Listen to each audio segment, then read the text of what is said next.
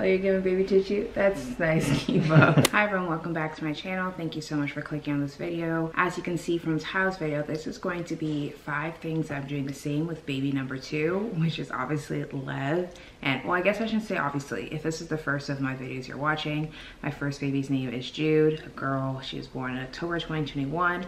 My second baby is Lev, a boy, and he was born in June of 2023. I wanted to film this video. I feel like this is kind of a trendy video, at least like things I'm doing the same or things I'm doing the different with baby number 2, 3, 4, however many kids people have.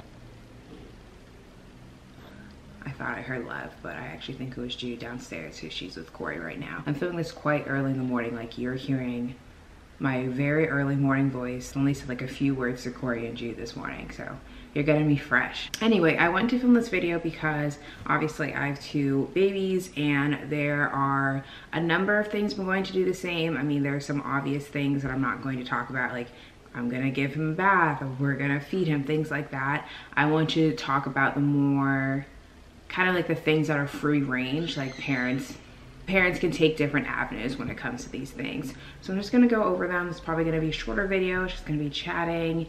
And if you have any questions, you can obviously comment down below. Let me know what you did, and like if one of these things you're like, no, I tried that, and actually I definitely wouldn't do for baby number 2. The first thing and the number 1 thing that I'm definitely doing with baby number 2, I'm just gonna say baby number 2 instead of Lev, is baby-led weaning. So we did baby-led weaning with Miss Girl. We started off just with baby-led weaning right off the bat. We gave her first food, I think about a week before she turned 6 months, and I know I actually included it on a vlog on my channel, so maybe I'll put like a little card here.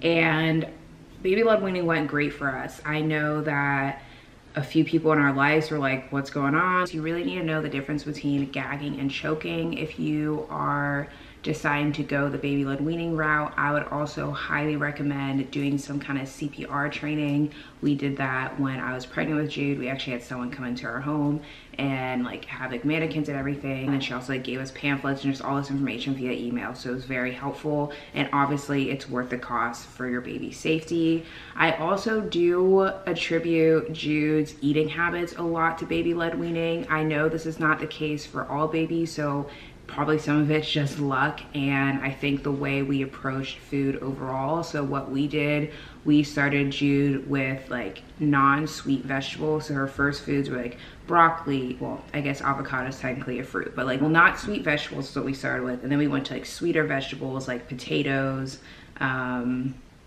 having a hard carrots or sweeter vegetable, things like that. And then from there we went to fruits, more like fruits that, all fruits are sweet, but like fruits that aren't as sweet, like blueberries, other berries. And then we went to all fruits like banana, apple, and then we went to like grains, and just kind of kept progressing from there so that her palate started off not like super sweet. I also did not give her any added sugar until she was almost a year old, probably like a week or 2 short of a week old. And even now, like most of the food she's eating, like she probably eats healthier than actually a lot of adults, at least in America. And I attribute that to baby-led weaning and how we did that approach. And we will 110% be doing baby-led weaning with Lev. The next thing that I'm doing the same with baby number 2 is wake windows rule all. I guess I'll first tell you what wake windows are in case you're not familiar. So wake windows is talking about how long your baby is awake before going down for their nap. So for example, for Lev, he will be 3 months in a week, and his wake windows are 60 to 90 minutes.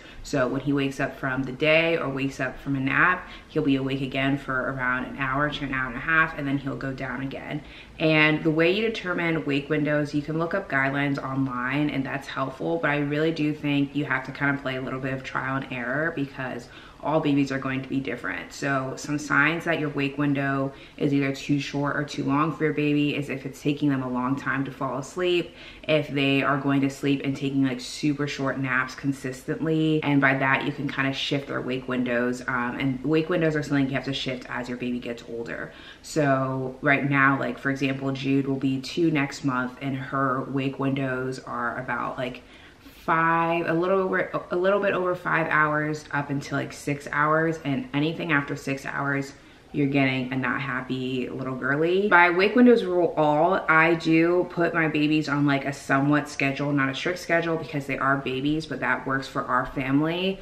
But even with a schedule, so for example, and I think I shared this on Instagram a couple days ago, Lev wakes up usually for the day around 6:37, and then we put him down for another nap around 8:30. If he were to wake up for the day at like 5 a.m. instead of 6:30, I would not wait until 8 a.m. to put him down. I would instead track back to the wake window. So I'd put him down again after 60 to 90 minutes. So basically by wake windows rules all, I mean that wake windows for us supersede like a schedule. It's a little bit harder with your second baby because your first baby will sometimes have activities and you'll be out and about. And so sometimes Lev will go over this wake window a little bit, but I really do try my best to stay to that 60 to 90 minutes because he's a happier baby, I'm a happier mom, and it just works for everyone. The third thing that I will be doing the same for baby number 2 is encouraging independent play.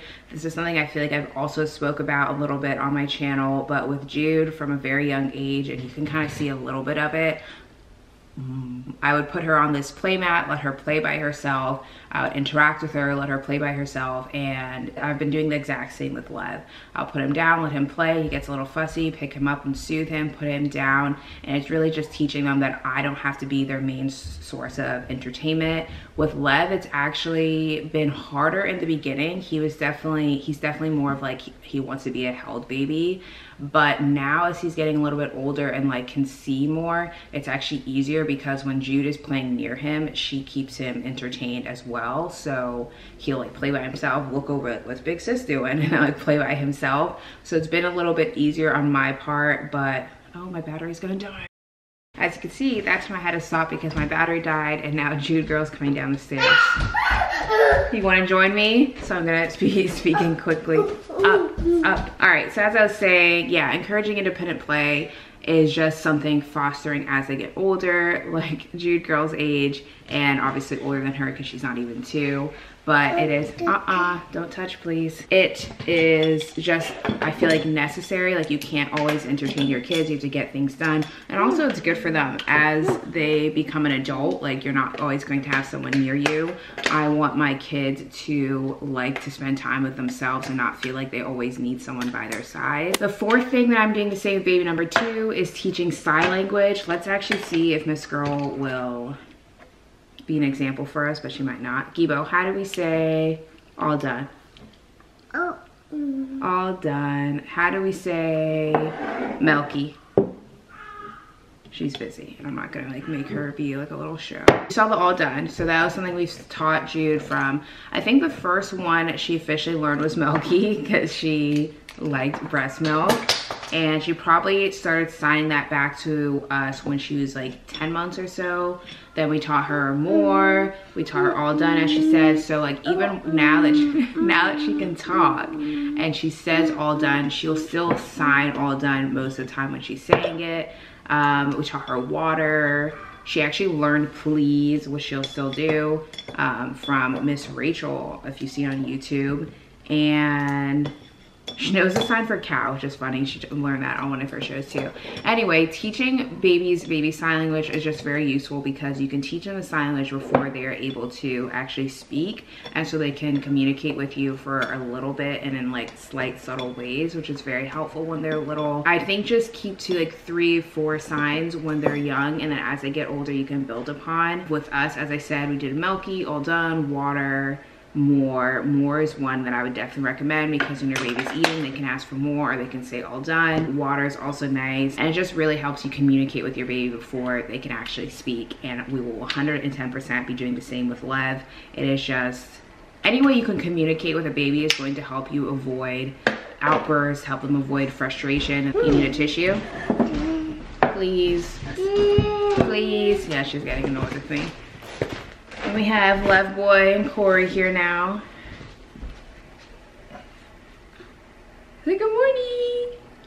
Oh, you're giving baby tissue? That's nice, Kivo. Okay, before I run out of battery, the last thing I'll be doing the same with baby number 2, Lev, is sensory activities, which I feel like he's probably about getting the age. Okay, we're not gonna just waste all the tissues, thank you. She's taking them and wiping her mouth. He's probably approaching the age where I can start start some sensory activities with him. With Jude, I just started with like a little bucket of water and put like lemon slices in there, and she would like put them in her mouth, taste the lemon, and do things like that. Or I'd give her like a bucket with like little pieces of shredded paper and just kind of have her feel around there. You don't have to get crazy with sensory activities. Now that she's a little bit older, I'm getting a little bit more advanced. Like, I think in my last vlog I showed I was doing like an ice cube activity with her, and even that is quite simple. But yes, the sensory activities don't have to get so crazy, but I do really think they're great for your baby's development and great for you, because usually it will keep them occupied for a bit.